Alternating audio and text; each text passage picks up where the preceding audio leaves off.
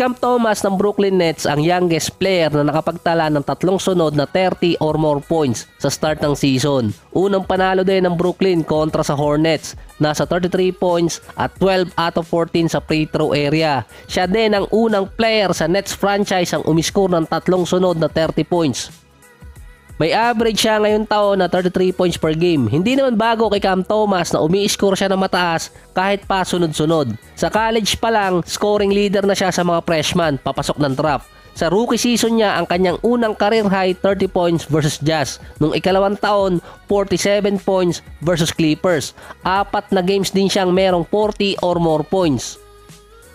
Siya din ang ikalawang youngest player sunod kay LeBron ang umiscore ng consecutive 40 or more points.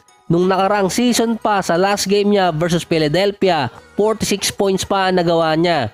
Pero hindi siya nagamit nun masyado sa playoffs. Nung nakaraang 2 season, kapag maganda nilalaro ni Cam Thomas, bigla na lang nawawala sa rotation after ng ilang game. Bigla na lang din susulpot at mawawala ulit. Ito lang din ang nakitang reason doon. Nang rookie season ni Cam Thomas, andun kasi si Kyrie at si Harden. Parang kabuti din yun na pasulpot-sulpot. Nung ikalawang taon naman, nagpalit ng coach at kasabay pa noon ang paglipat ni Spencer Dinwiddie, Mikal Bridges at Cam Johnson sa Brooklyn. Merong mga players ang Nets na mga perimeter defender. Sabihin na lang natin mga two-way players yung kasama niya sa Brooklyn. Base pa kay Coach Jack Vaughn, wala silang option ngayong taon kundi ilagay talaga sa rotation si Cam Thomas. Na-criticize kasi dati si Cam Thomas na umi-score siya ng mataas pero wala siyang defense at playmaking. Mga high-scoring game ni Cam Thomas nung rookie season niya, sa 10 games na meron siyang 20 or more points, 2 lang ang panalo dun. Wala pa sa isang assist ang average niya. Nang ikalawang taon, 4 na 40 or more points, isang panalo lang yon. At nasa at least 3 assists per game pa yon. Efficiency rating, mataas, nasa 60%. Pero liability siya kapag nasa defense. So titingnan doon kung magagamit ang Brooklyn itong si Cam Thomas sa buong season kahit limited yung defense niya. Base naman kay Coach Jack Vaughn, nag-i-improve naman ngayon yun. Yun nga lang, paano kapag close out game? Ayaw naman paawat ni Steph Curry na matapos nga niyang pasayawin si Dillon Brooks nung nakaraan, pinaulan na naman niya ng 3-point shot ang Pelicans. Umiscore siya ng 42 points at 7 3-point shot. Almost 2 taon ding hindi naglaro si Steph sa home court ng New Orleans dahil sa injury or off night. Pinapatayan daw kasi ng ilaw kapag nakaka-shoot ng 3 points itong si Steph.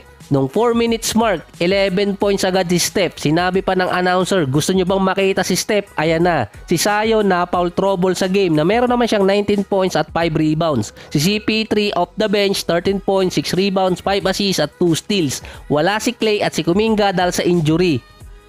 So babawiin ko muna yung sinabi ko dati na manghihinayang Golden State kay Jordan Poole. Sa game nila versus Celtics, sa isang play, nasa pass break si Jordan Poole nang bigla siyang nag-isip na wag munang itutuloy at mag-iintay ng kasama. Tumalikod siya nang biglaan niyang itinira, andun pala si Porzingis. Ayun, so palpal. Poor decision making at shot selection kay Jordan Poole. Mukhang naging tama si Abdihan noong nakaraan. Sabi nga ng isang commentator, akala siguro ni Jordan Poole siya si Steph Curry. Talo ang Wizards kontra dito sa Celtics. Meron si Jordan Poole na 11 points at 5 out of 11 mula sa field. Nag-a-average pa rin naman siya sa loob ng 3 games ng 18 points per game pero bagsak na bagsak yung percentage. So ito pa yan, kung naalala nyo yung last game ni Steph versus Rockets, yung ginawa niya kay Dillon Brooks, yung reaction doon ni Steph. Di umano yung mga fans sinabing patama yun ni Steph kay Jordan Poole dahil sa sobrang showboating or sobrang pagse-celebrate kahit hindi tapos yung play.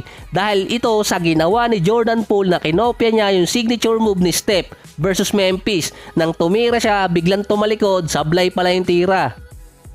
Sa Twitterverse, tinatawag ngayon na MVP candidate ng Shakti na Fool si Jordan Poole. Sakto, katunog.